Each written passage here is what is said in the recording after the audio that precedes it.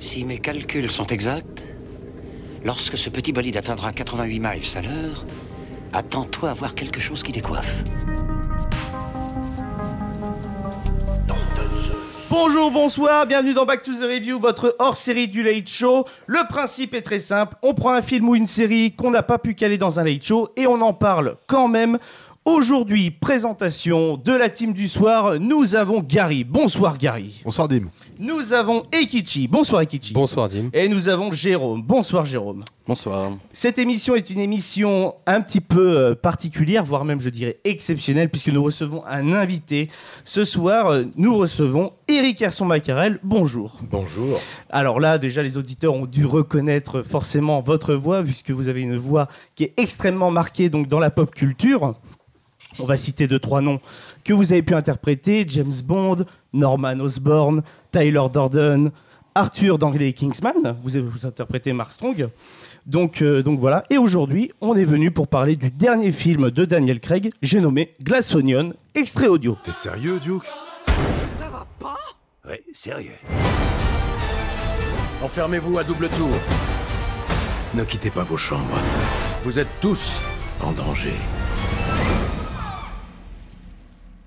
Bon alors, elle commence quand notre soirée meurtre?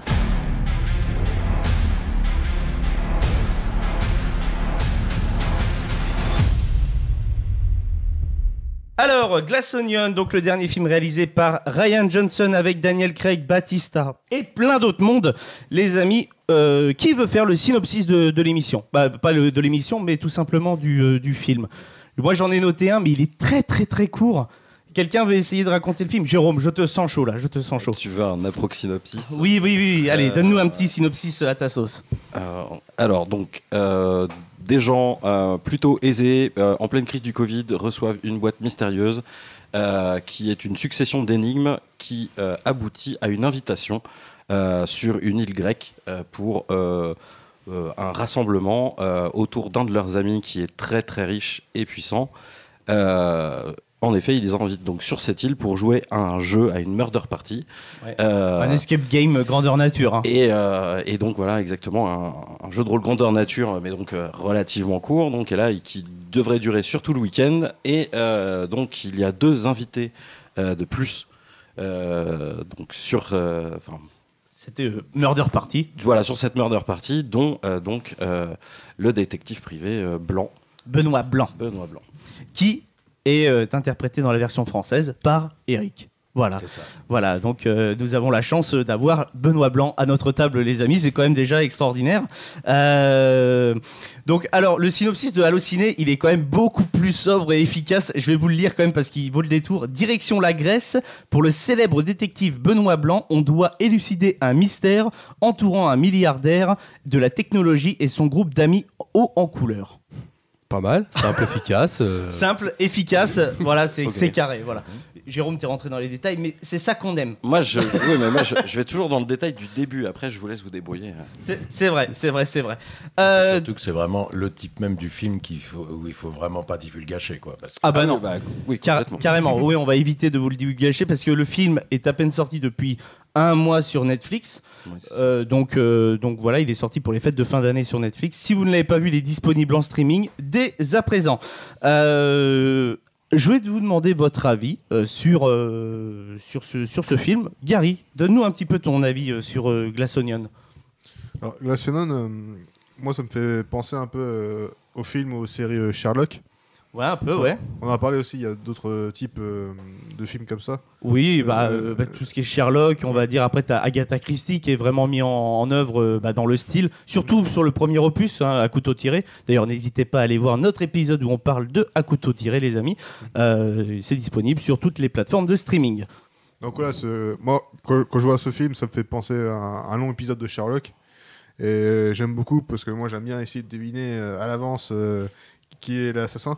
Ouais. Et non, moi j'ai beaucoup aimé ce film. En plus, il y a Daniel Craig, il y a Batista. Oui. Edward Norton. Oui, Edward Norton. D'ailleurs, pour les fans inconditionnels de la VF, on en parlait avec Jérôme. C'est le retour de la voix française de Tyler. Tyler Durden. Des 2 Tyler Durden dans le film. Ah oui, c'est vrai. Et donc ça, c'est un petit clin d'œil qui est quand même drôle, Oui, parce c'est que 25 ans plus tard. C'est ça, oui, exactement. c'est dingue. On reparlera bien entendu de Fight Club plus dans la partie interview, bien entendu. Et donc, par rapport au film, est-ce que tu as des choses à retirer? Tu as préféré le premier? T'as préféré cet opus-là? Moi, personnellement, j'ai pas de préférence.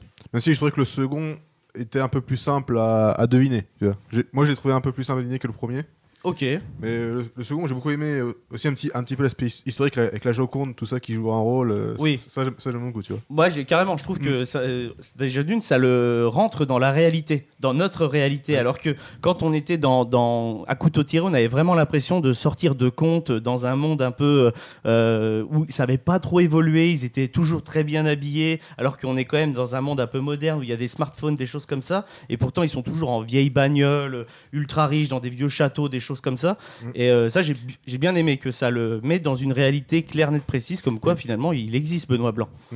Et là, tous les persos ont chacun des métiers totalement différents. Du coup, ils sont totalement différents. Ils pensent totalement différents aussi, tu vois. Alors que dans le premier, c'est une famille. Le premier, c'est une famille qui font à peu près la même chose. Là, c'est ces personnes qui font des choses totalement différentes. Et voilà, ça rend l'enquête peut-être un peu plus intéressante aussi. Je suis assez d'accord. Moi, j'ai passé un très bon moment devant Glass Onion. Et Kichi, toi, un petit peu ton avis? Eh bien, très bon moment aussi, mais j'ai quand même beaucoup plus préféré à couteau tiré quand même, comme je le disais, qui est peut-être un peu plus cloisonné, peut-être un peu plus à huis clos, un peu plus sombre, mais qui est plus intéressant, je trouve, dans le côté enquête, dans le côté ça avance. On est, comme on le disait en off avant l'émission avec Jérôme, on a ce côté attachant aussi avec l'infirmière, qui on se dit ah putain, ça serait dommage qu'elle se fasse pincer. On a ce côté un peu comme ça on est avec elle. Donc Glass Onion est très bien, comme le dit Allociné, avec les personnages hauts en couleur, peut-être un peu plus humoristique aussi. Donc bon moment, bon film à regarder. En famille, en amoureux, peu importe. Non, mais très bon. Ouais. Non, mais je suis assez d'accord sur le côté. Je trouve que vraiment le synopsis de Allociné est vraiment bien parce que au moins là, on a le côté haut en couleur des personnages. À couteau tiré, on le disait dans l'émission, mais les personnages sont issus de la même famille et potentiellement un peu moins variés. Je trouve, à titre personnel, ils ont une personnalité assez proche et on sent que chacun va cacher quelque chose. Alors que là, on sent que c'est pas vraiment ils cachent quelque chose, mais on sent qu'ils essayent de tirer profit de Edward Norton à leur sauce. Et c'est différent, je trouve. Et je trouve que la nuance est un peu plus subtile dans celui-ci. Mais au niveau de l'histoire, comme l'a dit Gary, je le trouve beaucoup plus simple, Glass Onion, qu'à couteau tiré, un peu moins alambiqué. Puis ça faisait plaisir de voir Benoît Blanc dans un côté un peu plus aussi coloré. Totalement, voilà, totalement. Petit ne pas ne pas, mais le petit bandeau. qui part en vacances. Ouais, c'était sympa, ça donnait notre. Alors que dans le 1, il était très solennel, très charismatique, il faisait viril. Donc il y avait ce côté sympathique. D'ailleurs, avant de demander l'avis de Jérôme sur le film, justement, vous l'avez appréhendé différemment, Benoît Blanc, dans ce film-là, par rapport à Couteau tiré. Oui. Alors effectivement, il y a ce côté-là, il y a cet aspect-là. De toute façon, moi, contrairement à Kichi, moi, je crois que j'ai préféré le deuxième, justement pour son côté plus satirique. Plus humoristique, ouais, c'est ça, avec cette galerie de personnages, effectivement, qui sont des caricatures quand même assez énormes, mais que je trouve assez fines, parce que les acteurs sont vraiment tous, je me souviens pas de tous les noms, mais je les ai vraiment trouvés tous formidables. Et du coup, effectivement, voir Benoît Blanc en petite chemisette, avec des costumes toujours à la limite extrême du ridicule, évidemment, parce que il y a davantage dans celui-là, dans cet opus-là, je trouve qu'il y a davantage l'accent mis sur le décalage du personnage. C'est vrai. Voilà. Totalement d'accord. La scène de la piscine parle d'elle-même. Voilà, la scène de la piscine. Avec la clope, oui. Mais lui qui est en petite chemisette, vraiment, tu sais, marinière, avec son petit short, et qui est dans la piscine avec les lunettes, et il observe tout le monde. Et tu te dis, mais qu'est-ce qu'il fait là? C'est quoi ce détective? Et pourtant, il est tellement fort parce que, sans vous divulgacher, mais la résolution de l'escape game, c'est une des scènes hilarantes. Il la rend vraiment. Jérôme, alors ton avis sur Glass Onion? Ouais, alors moi j'ai été un peu plus hermétique donc à cet opus-là que à couteau tiré, justement parce que comme vous l'avez dit, Eric, ils sont un peu plus stéréotypés, les personnages, etc. Et donc du coup, ça les rend un peu moins crédibles, même s'ils sont même si les acteurs les interprètent très très bien. C'est là où du coup j'ai moins de sympathie pour eux en fait que les personnages de à couteau tiré. Après, oui. ce coup-là, mais c'est juste merveilleux. L'autre, il lui a tout défoncé d'un coup. Bref, mais du coup, on sent bien le fait que c'est l'invité en plus, l'invité de trop, qui va être du coup pas le centre de l'attention, mais voilà, c'est le chat qui arrive dans ton château de cartes, tu vois. C'est ça. L'élément perturbateur. L'élément perturbateur. Et en plus de ça, voilà, avec cette métaphore de l'oignon de glace, où du coup on voit exactement ce qu'il y a au milieu tout le temps, mais que il faut savoir lire entre les couches, etc. Et que donc Blanc, c'est exactement son truc. De faire ces choses-là. Il l'avait déjà fait dans le premier, avec cette tache de sang que lui a vue et personne d'autre. Enfin, voilà. Justement, c'était sympa. Justement, là, on va plus répondre à la question qu'on se posait. Là, donc là, on a donné un petit peu son avis sur le film. Le film, globalement, c'est une suite. Est-ce que on pense, parce que Rian Johnson, son style à lui, à ce réalisateur-là, c'est quand même de prendre un style très stéréotypé du cinéma et plus ou moins de le défoncer ou de le remanier à sa sauce, entre guillemets. Il l'a fait avec Star Wars, il l'avait fait avec Looper à l'époque, quand il avait décidé de faire un film qui parle de voyage dans le temps, etc. Là, on s'était retrouvé dans un film d'auteur mêlant deux timelines, mais en même temps, etc. C'était très compliqué à suivre. Là, avec Un couteau tiré, on sent que c'était le Agatha Christie en puissance. Est-ce que celui-là, c'est aussi un troll par rapport aux commentaires qu'il avait pu recevoir vis-à-vis d'Un couteau tiré à l'époque sur Internet ? D'où cette fameuse phrase aussi dans le film où il dit qu'il déteste le Cluedo, alors que je me vois très bien au moment de la sortie en 2017 ou 2018 de Un couteau tiré, disant « Oh, dis donc, un film qui reprend vraiment bien la sauce du Cluedo, etc. » Et je pense qu'il n'a pas du tout aimé ce genre de critique, Rian Johnson, et il l'a mis dans son personnage de Benoît Blanc. Qu'est-ce que vous en pensez, Eric ? C'est possible, ça, moi, je ne suis pas dans les secrets de Rian Johnson, mais oui, c'est tout à fait possible. C'est vrai qu'il y avait vraiment un côté Cluedo à fond dans le premier. Totalement. Et voilà. Moi-même, ça m'a fait rire quand j'ai entendu Daniel Craig dire ça dans le deuxième. Quoi. Je me doute, je me doute bien. Que pour lui, c'est des petits jeux des petits jeux de société pour les enfants. Quoi. Et le pire, ce qui est marrant, c'est qu'il n'y arrive pas. C'est tellement simple qu'il n'y arrive pas. Oui. Et c'est pour ça que l'enquête, elle est tellement plus simple que dans Un couteau tiré qu'elle devient pénante et gênante pour lui, en fait. Donc c'est ça qui est vraiment bien dans cette opus, je trouve. Pour moi, ça participe justement de ce dont je parlais tout à l'heure, ce décalage plus humoristique que j'ai trouvé dans Glass Onion par rapport au premier. Ok, non mais oui, je suis totalement d'accord. Et Kichi, toi un petit peu, est-ce que tu penses que c'est un troll ou non de Rian Johnson, ou est-ce que tu sens que il avait juste envie de s'amuser ? Je pense qu'il a fait quelque chose de différent pour pas, quand on disait, il n'est pas obligé de rester dans le même registre en fait, justement. Enfin, ça nous gâche en rien le fait que le personnage c'est le même, que c'est un détective, il résout des enquêtes. L'ambiance est différente, il a voulu faire quelque chose de différent, donc ça rajoute de la diversité à l'univers en fait, à l'univers de Benoît Blanc. Donc voilà, non. Puis il y avait aussi pas mal, je voulais aussi revenir sur le fait que ce qui était intéressant, c'est que dans le premier, le complice, donc pas le décédé, était le complice de la demoiselle, et là c'est lui le complice de la nana. Donc il y avait ce côté aussi, du coup c'est lui le complice de tout ça. C'était intéressant aussi, c'était différent. Donc c'est vrai que dans la structure du film, certes c'est une enquête, mais quand même Glass Onion est très différent de Un couteau tiré. Ça, on va le souligner quand même pour le dire, quand même, parce que Rian Johnson, il s'est quand même un peu torturé pour écrire une suite qui était différente, alors qu'on sait très bien que souvent une suite, c'est peut-être le 2, c'est peut-être le premier film qui est un peu avec des potards en plus. Toi, Sherlock est un exemple parfait. Beaucoup plus de ralenti, beaucoup plus de flashback où on est dans la tête de Robert Downey Jr. où il calcule son adversaire, etc. et tout. Je trouve que Sherlock, le jeu d'ombre, est un bon exemple pour dire c'est le même film avec les potards supplémentaires. Ça. Là, c'est une suite, mais sans être une suite, on peut regarder le premier, le deuxième en premier. Ça rajoute un univers, même si on a 3-4.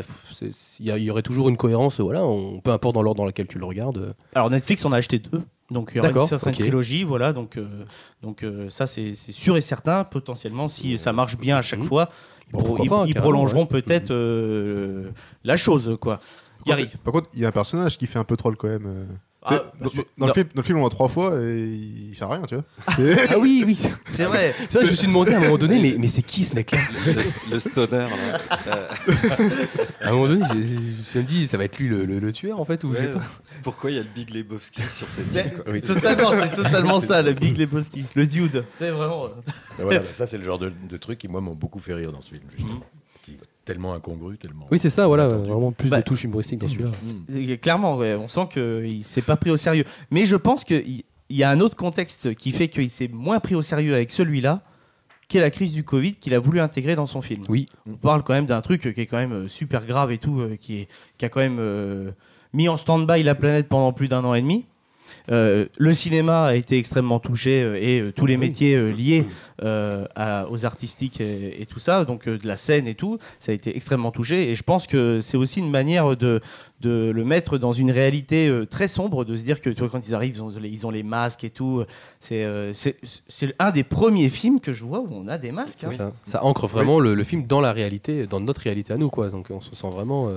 Tu nous diras, j'ai connu cette époque. Mais, oui, non, mais malheureusement, malheureusement, j'ai envie de te dire. Mais oui, clairement. Et je pense que c'est aussi pour ça qu'il a beaucoup plus axé le côté humoristique dessus. Après, Edward Norton, c'est un peu son grand retour aussi. Là, on parle beaucoup de Benoît Blanc.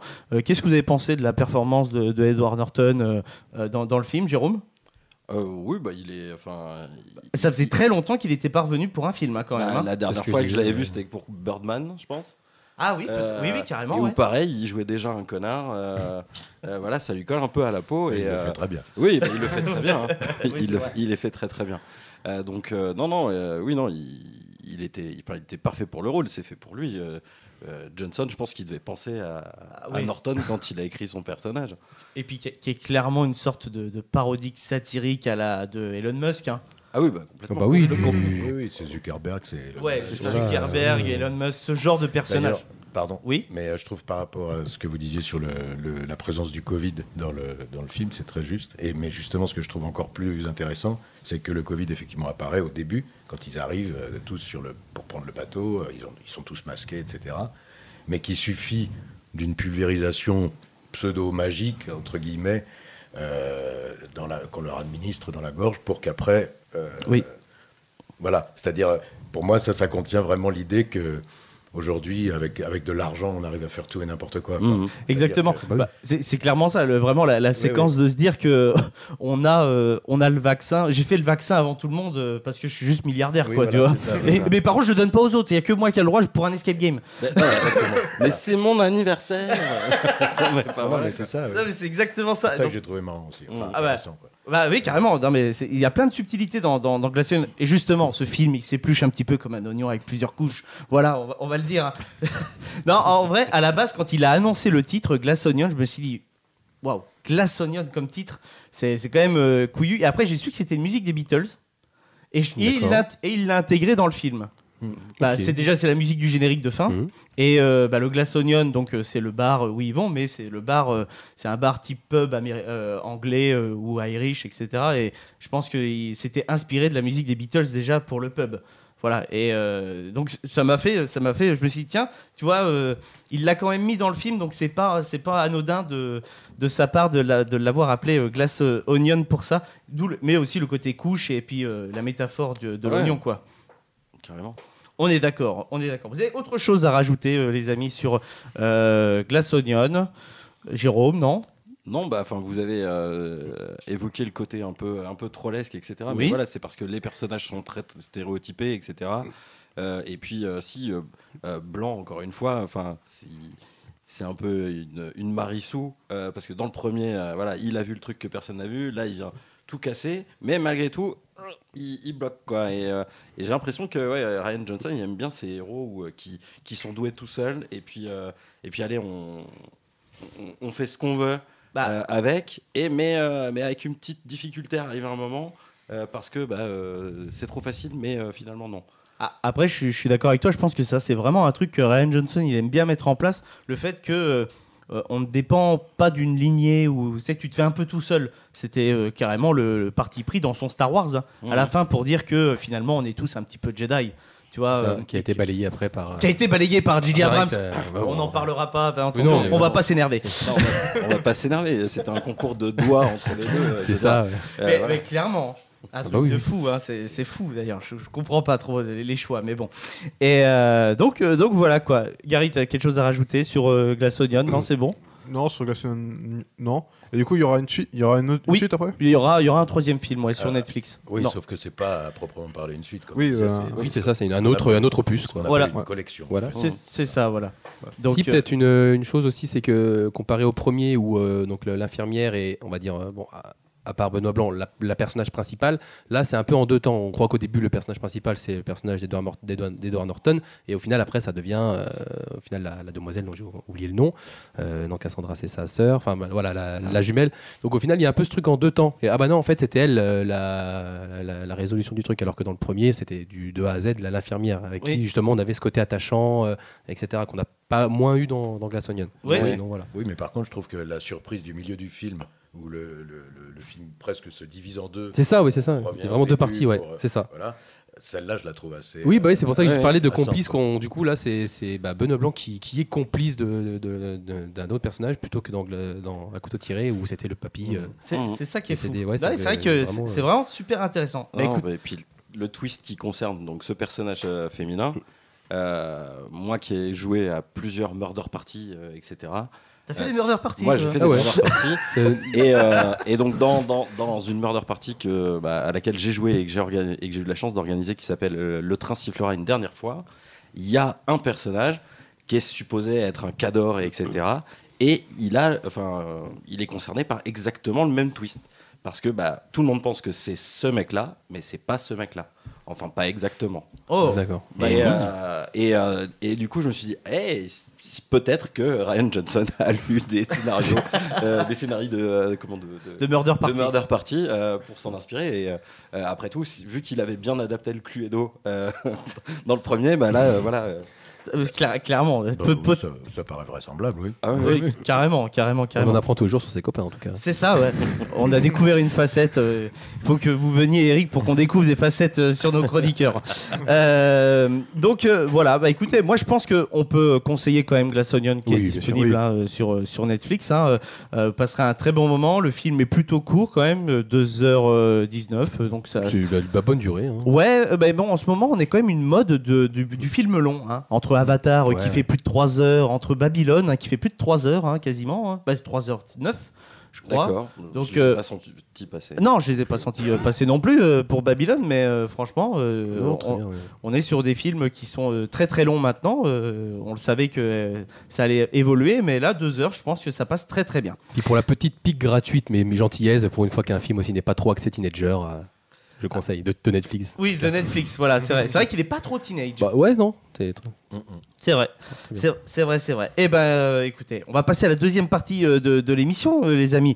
On a la chance donc de recevoir Eric ce soir avec nous, donc pour qui nous parle de sa carrière et puis de son métier aussi, un petit peu plus en profondeur. Donc, comme je le disais en introduction, vous êtes beaucoup de voix extrêmement marquées dans la pop culture.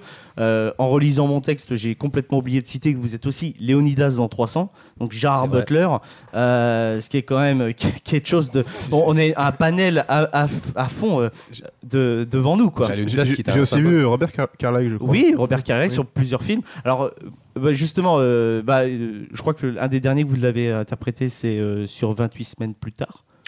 Oui. Voilà. Et il y a déjà longtemps. Oui, ça commence à être long. Mais je sais que vous l'avez fait dans The Full Monty aussi. Oui. Et moi, Robert Carlyle, quand on me parle de cet acteur-là, j'ai vraiment ce film-là en tête, The Full Monty. Vous l'avez déjà vu, The Full Monty? Non. Oui, non. Ah, ça c'est marrant, c'est vraiment générationnel parce que ça date effectivement d'il y a 25 ans. Donc il y a 25 ans, vous étiez fort jeune. Oui. Très relativement. 6 ans. Ouais. Et, mais c'est vrai que c'est un film qui a beaucoup marqué à cette époque-là. Et c'est un peu ça qui a lancé Carlyle d'ailleurs. Oui, carrément. Parce qu'avant, il avait déjà fait Trainspotting, mais bon, c'est quand même The Full Monty qui l'a vraiment lancé. Et après, pendant plusieurs années, il a fait énormément de choses. Bon, moins par la suite.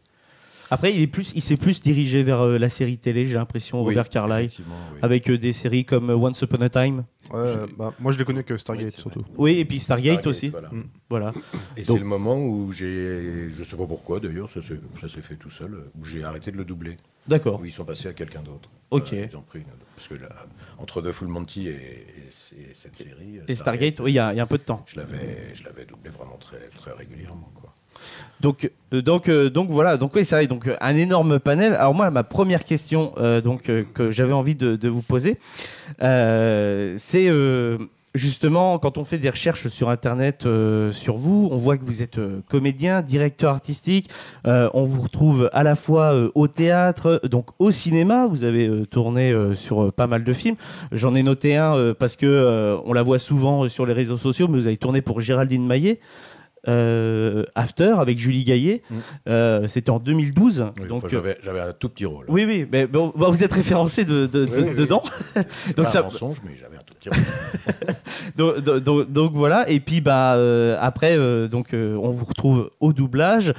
Justement, pour vous, c'est tous ces corps de métier, c'est le même métier pour vous, ou justement vous avez une préférence, une spécificité justement dans tout ça? J'ai envie de dire les deux.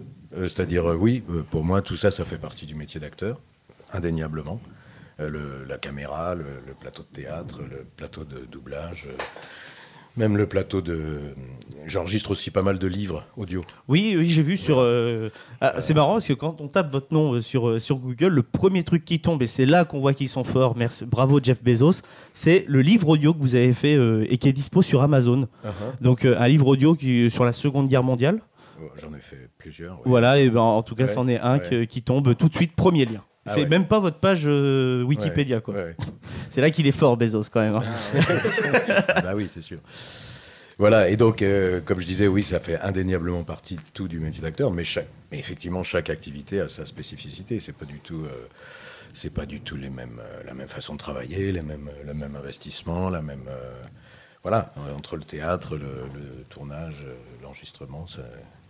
Mais c'est les facettes. C'est pour ça qu'il y a un mot que j'aime pas entendre, et que parfois on m'attribue, c'est le terme de doubleur. On me dit, vous êtes doubleur. Je suis pas doubleur. C'est comme si vous disiez à un boulanger qu'il est croissantier ou briochiste. J'aime beaucoup la métaphore. Mais c'est vrai, mais c'est totalement. Mais oui, non, mais vous avez totalement raison. Non, c'est un boulanger qui fait des brioches et des croissants, et bien d'autres choses.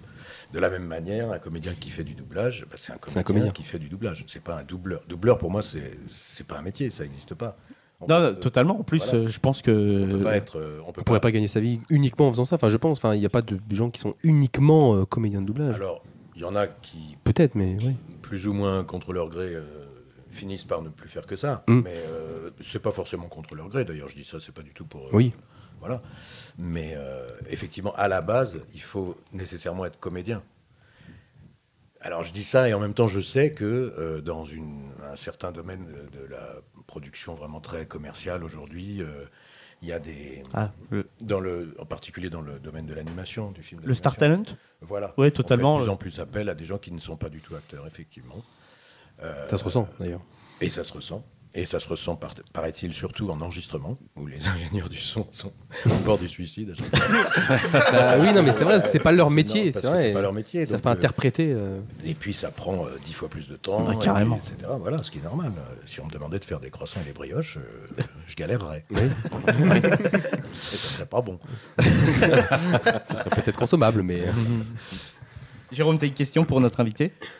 Non, mais merci d'avoir évoqué la version Bentales de Sonic oui.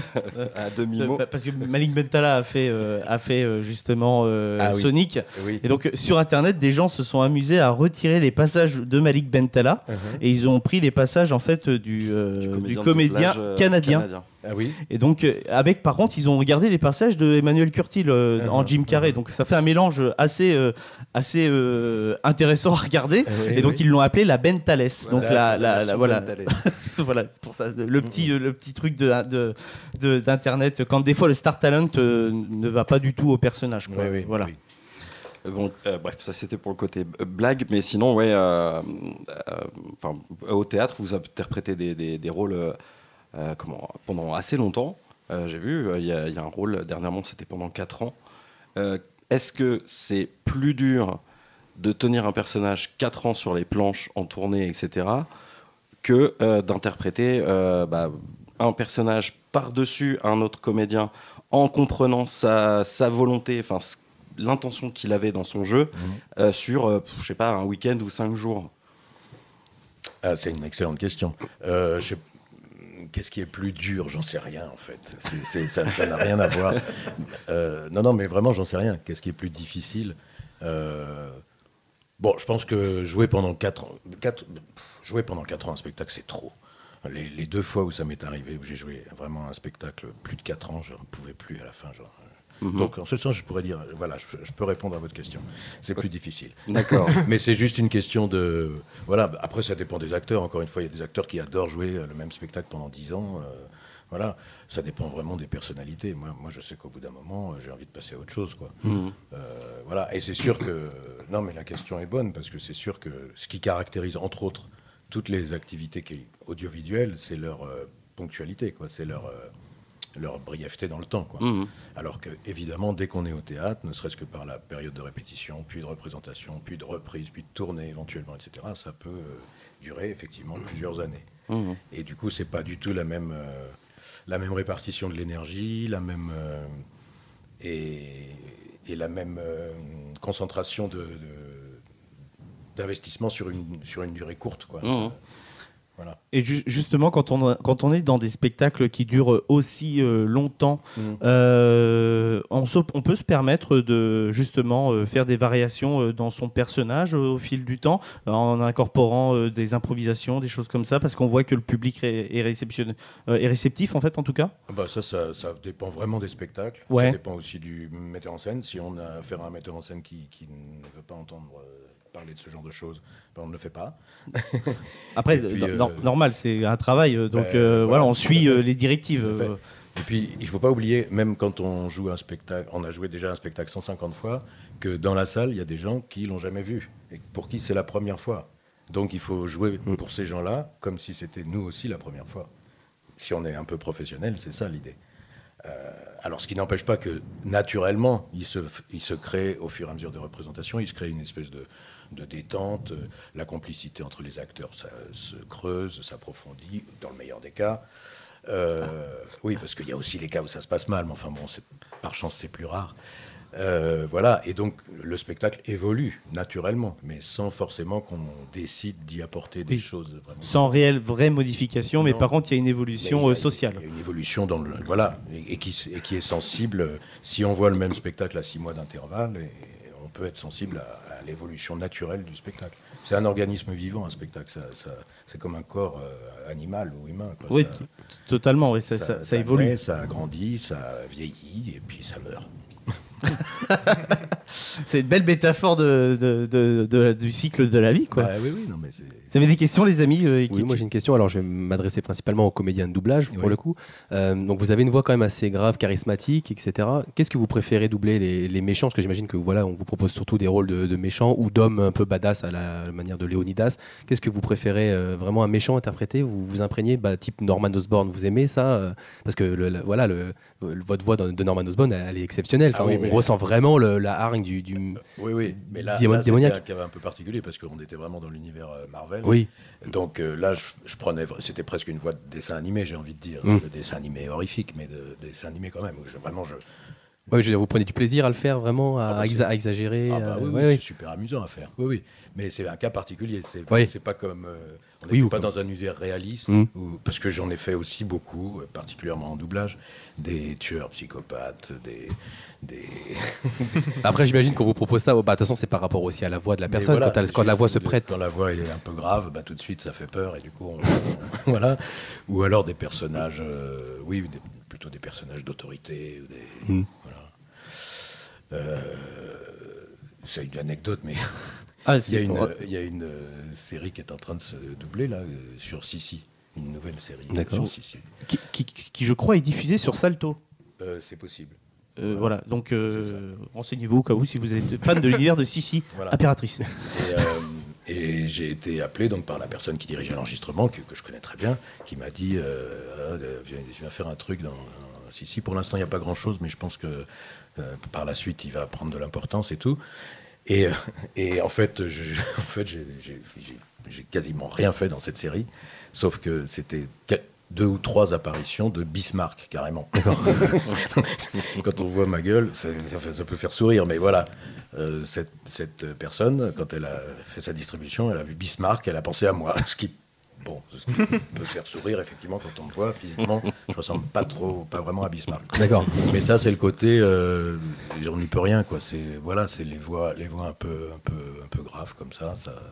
Ça fait penser à des personnages d'autorité, quoi. Oui, c'est ça. Ou alors à des personnages, franchement, dangereux, quoi. Ouais, et vous avez déjà doublé 2 personnages complètement différents dans leur personnalité, etc., dans la même journée, passer d'un rôle complètement différent à un autre. Oui, bah ça c'est le plus amusant de tous. Oui, parce que du coup, ça vous change de registre tout de suite et vous êtes obligé de tout de suite vous imprégner. Oui, mais ça c'est super. Voilà, c'est pour ça qu'on aime faire. Bah oui, c'est clair. Oui. Et d'ailleurs, je trouve que déjà dans l'interprétation de Norman Osborn, on est un petit peu dans ça. On a l'homme d'affaires, qui est très sûr de lui. Donc là, c'est plutôt votre voix, on va dire normale. Voilà. Et quand vous interprétez le Bouffon Vert, là, vous partez vraiment dans la voix cartoonesque, dark à fond. Et d'ailleurs, justement, ma question, elle était liée un peu à ça. Ça vous a fait plaisir de revenir un petit peu pour No Way Home dernièrement, avec tout l'engouement qu'il y a eu pour le film. C'est quand même le film de super-héros qui a fait le plus d'entrées l'année dernière. Plus de 6 millions de spectateurs chez nous, c'est énorme.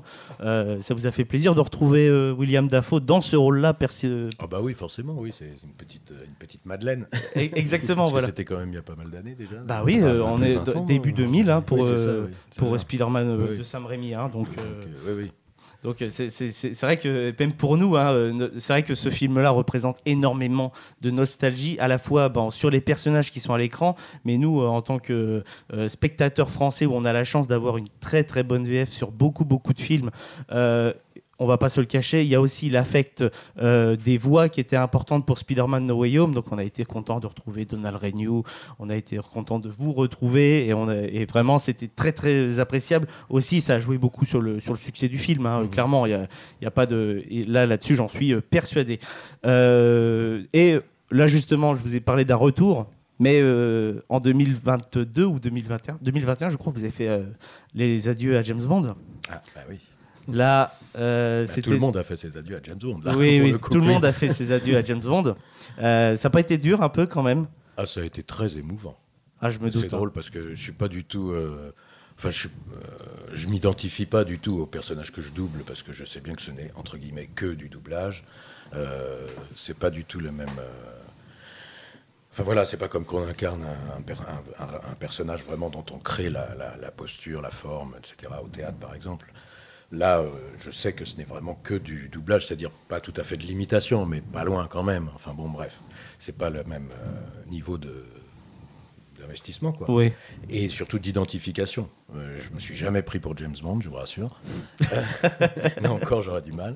Et voilà. Mais c'est vrai que au bout de 5 films, Daniel Craig, c'est un acteur pour lequel j'ai une très très grande admiration. Je trouve qu'en plus il vieillit, meilleur il est. Je suis totalement d'accord. Voilà. Je l'ai aussi doublé dans d'autres choses, d'ailleurs, qui n'ont rien à voir. Bref, le premier James Bond, c'était Casino Royale. 2006. Casino Royale, c'est ça. Donc ça faisait 15 ans. J'ai pas fait que ça pendant ces 15 années, fort heureusement. Mais bon, c'est vrai qu'au moment où on est arrivé à la... D'ailleurs, Michel Dorin, qui dirigeait l'enregistrement, avait pris soin de me faire enregistrer cette séquence à la toute fin, la toute dernière séquence. À la toute fin de l'enregistrement. Ok. Bah oui, forcément. D'accord. Il est pas con. Parce qu'il savait bien que j'aurais un petit pincement quand même. Ouais, forcément. Et que, du coup, ça servirait l'enregistrement de la scène, quoi. Et c'est vrai que. C'est vrai que j'ai versé une petite larme. Mais je vous rassure, on est beaucoup. Et c'est pas parce que je me prends pour James Bond, mais c'est parce non, mais que, parce que vous créez aussi un affect avec le personnage. C'est normal sur 5 films, comme vous dites. Oui. Ah, et puis, je dois l'avouer quand même, Mourir pour attendre. Cette fin, elle est extrêmement prenante. Je veux dire, elle est filmée d'une certaine manière. On y croit jusqu'au bout, en fait, où il va s'en sortir. Et que quand on est sur vraiment les derniers instants, les dernières secondes, où on sait que là, bon, c'est mort. Mais je vous dis, franchement, j'y suis allé. Tous les James Bond, je l'avais dit à l'époque où on avait fait cette émission spéciale James Bond, vous étiez venu. Oui. C'est mon père qui m'a donné la fibre de James Bond et du cinéma. J'y suis allé avec lui. Je vous jure, c'est la première fois que je l'ai vu pleurer au cinéma. Parce que l'émotion était telle devant ce film, en tout cas devant cette scène, il s'est dit, ils ont osé. C'est la première fois qu'on voit une figure aussi emblématique que ça sur 23 ou 24 films. Il est un peu comme le Docteur Who, il est un peu immortel, James Bond. Ils arrivent à changer d'acteur, etc. très facilement. Là, on a une vraie fin. On a quelque chose en fait qui se coupe à ce moment-là pour mourir pour attendre. Et c'était une première dans la saga. Et je suis content que ça soit avec Daniel Craig parce que Daniel Craig, il a vraiment amené une sorte de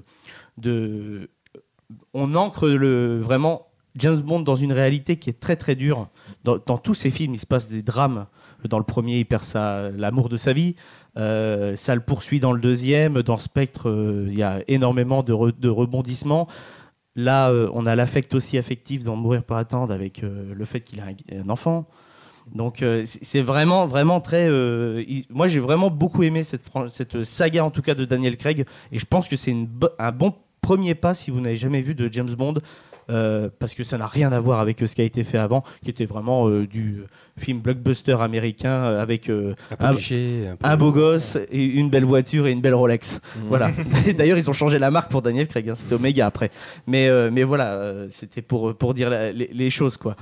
Gary, tu as une question pour notre invité ? Oui, on a évoqué toutes les facettes du métier d'acteur, de comédien.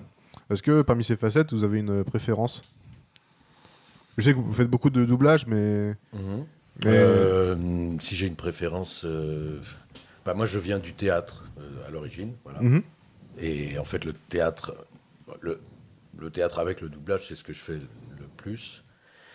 Mais depuis quelques années, parce que ça n'a pas été facile. Au début, j'étais pas du tout là-dedans. J'y arrivais pas. Enfin, c'est pas que j'y arrivais pas, mais j'y prenais aucun plaisir, quoi. Vous faites des croissants ? Mais non. Et depuis quelques années, j'aime de plus en plus tourner, en fait. D'accord. Pour le cinéma ou même la télévision, peu importe d'ailleurs, parce que c'est la même chose, en fait. Mais voilà. Et j'aimerais bien tourner davantage. D'accord. Là, j'ai tourné récemment un long métrage, un premier film complètement indépendant, qui s'appelle L'île aux morts, qu'on a tourné sur Belle-Île l'automne dernier, avec un jeune réalisateur dont c'est le premier film. Qui s'appelle Antoine Villiers, qui est monteur à la base, et qui a écrit un scénario magnifique qu'il a réalisé. Voilà. Donc voilà, ça, un mois de tournage en immersion comme ça sur une île bretonne en plus au mois de septembre-octobre, ça j'avoue que c'est une expérience. Et j'aime de plus en plus ça, oui. J'aime de plus en plus ça. Mais toutes les étapes de la fabrication d'un film, en fait, je m'aperçois que ça me passionne. Tous les corps de métier qui sont là, réunis. C'est vrai que c'est beaucoup de boulot.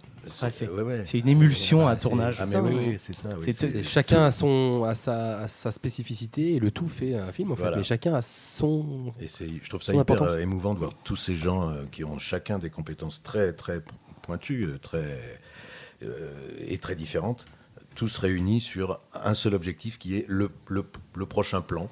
C'est-à-dire cette séquence de 45 secondes sur laquelle toute l'attention se focalise.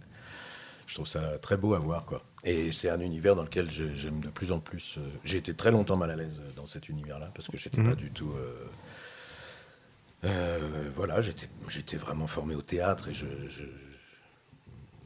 autant je me sentais complètement chez moi sur un plateau de théâtre, autant je me sentais complètement. Mais c'est quoi, c'est les caméras qui vous faisaient sentir un peu épié ? Oui, la caméra, la technique. Parce que finalement, l'œil du spectateur au théâtre, c'est un peu la caméra du cinéma.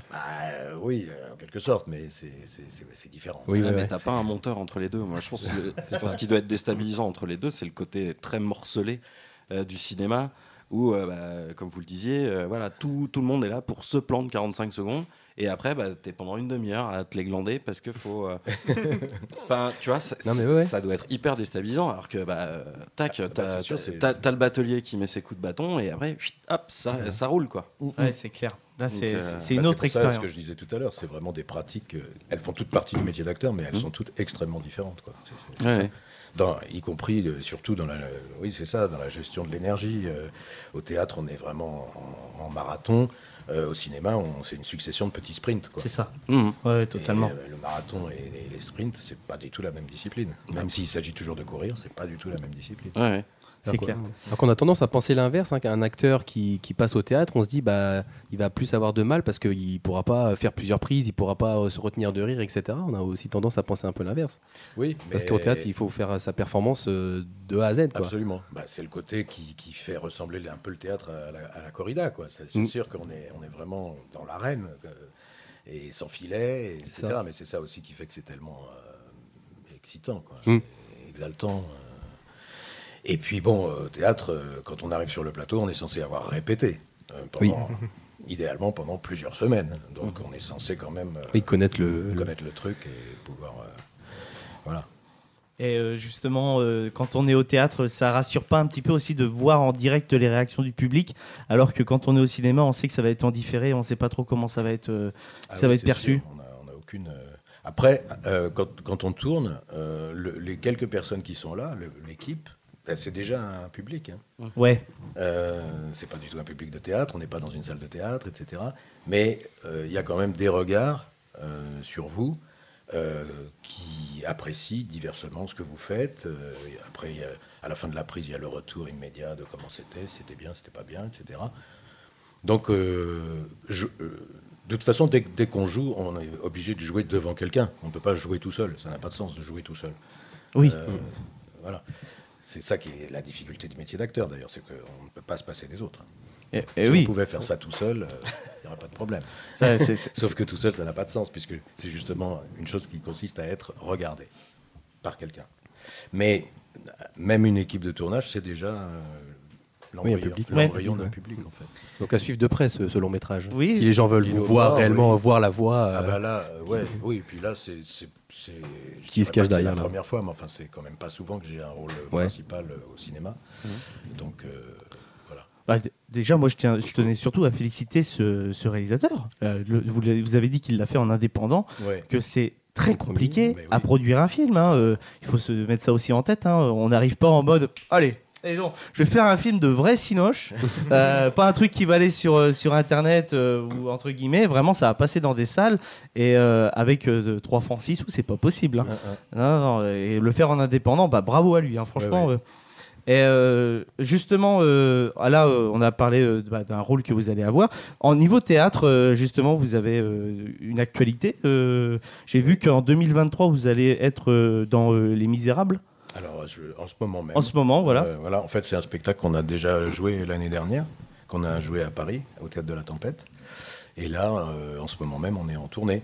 Donc là, j'arrive de Saint-Louis, donc en Alsace. J'étais hier soir pour jouer ça. Donc, voilà. Donc pour jouer une adaptation donc des Misérables de Victor Hugo, qui est mis en scène par votre fils.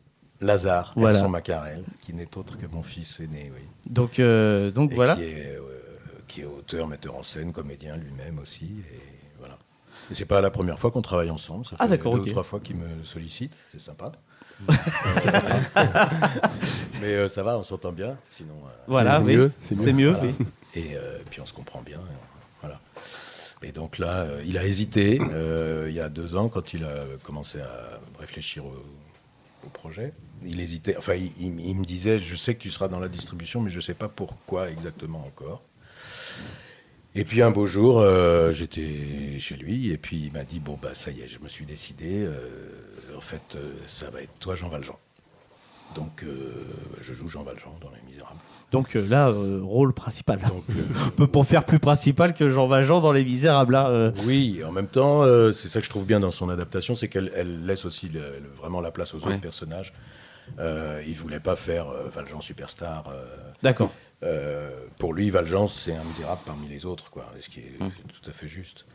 Mais bon, effectivement, c'est quand même moi qui ouvre le spectacle et qui referme, bien sûr, parce qu'on est quand même obligé de suivre la trame de Victor Hugo. Oui, totalement, oui. Mais il a accordé une grande place aux personnages des Thénardier, de Gavroche, d'Éponine, de tout ça. De Javert. Javert, oui.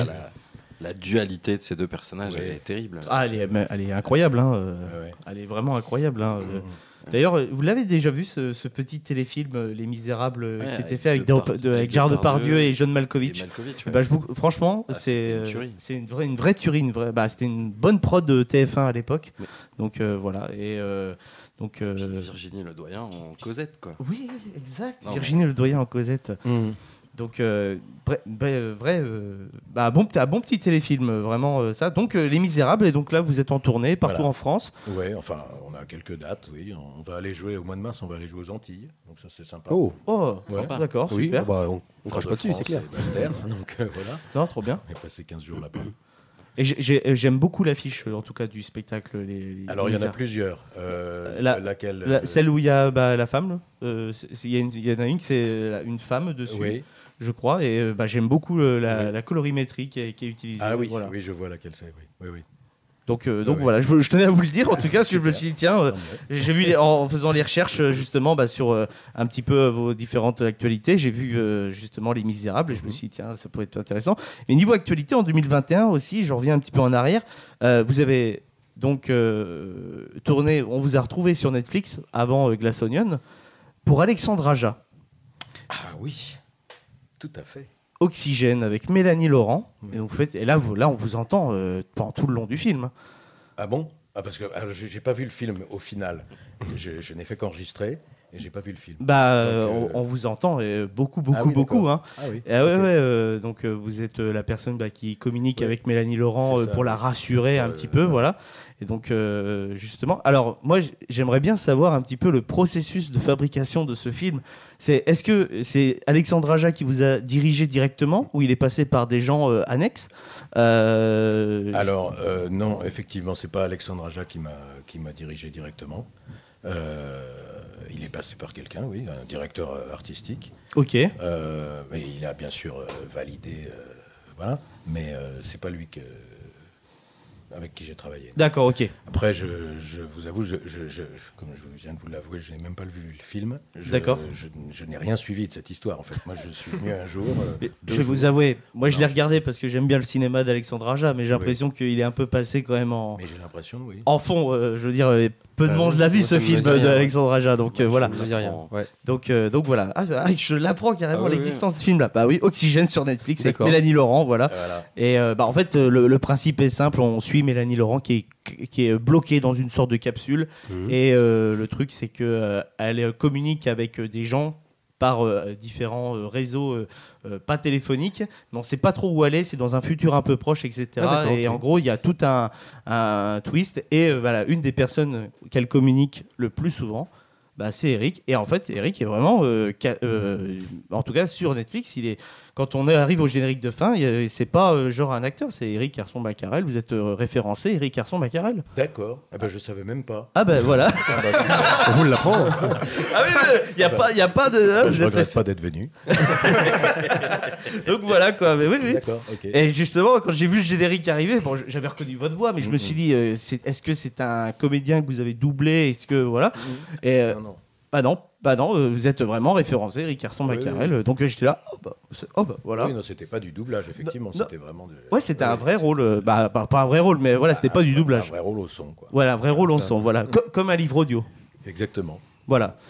Vous avez d'autres questions? Parce qu'on va arriver sur la fin de l'émission. On va être sur l'heure. Jérôme, une dernière, non? Non, c'est bon. Je pense qu'on a vraiment pas mal balayé, hein, à vrai dire. Hein. Mais quelle étude vous avez fait?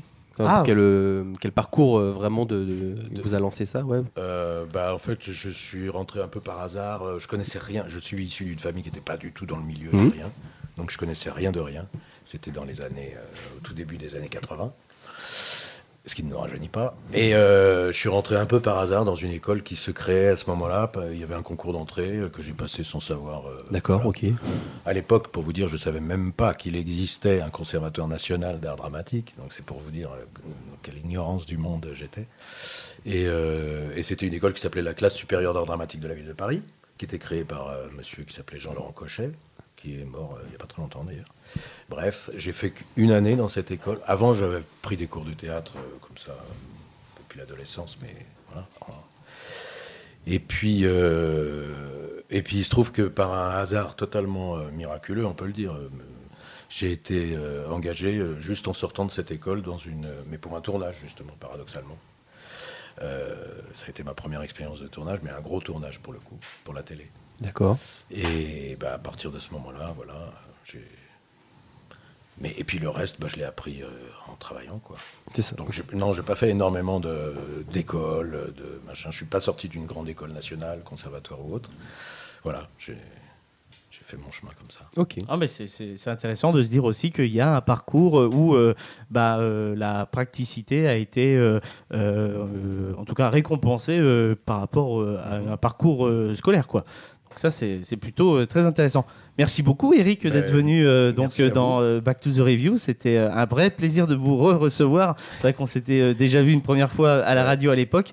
J'espère que le studio est un peu mieux qu'avant. Ah, il est parfait. Merci beaucoup.